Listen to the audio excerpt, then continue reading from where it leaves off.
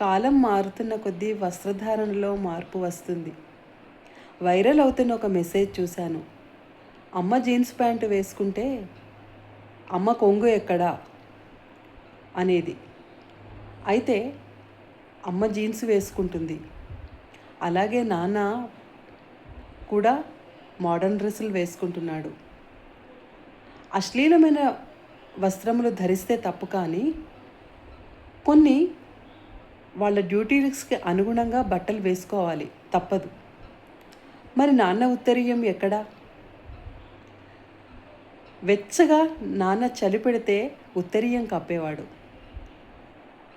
ముఖం కడుక్కొని బయట నుండి వస్తే తన ఉత్తరీయం తీసి ముఖం తుడిచేవాడు. స్నానం చేసి వస్తే ఆ ఉత్తరీయం చుట్టి దేవుడి దగ్గరికి తీసుకెళ్ళి శ్లోకాలు చదివించేవాడు. అదే ఆడపిల్లను అప్పగించినప్పుడు నాన్న నా కళ్ళు తుడిచి తన కళ్ళు తుడుచుకున్నాడు, అదే ఉత్తరీయంతో. మరి ఆ ఉత్తరీయం ఇప్పుడు ఎక్కడ? అందరూ ప్యాంట్ షర్ట్లు వేసుకుంటున్నారు కదా. బట్టలు మారినంత మాత్రాన ప్రేమ మారుతుందా? తల్లిదండ్రుల ప్రేమలో మార్పు ఉండదు.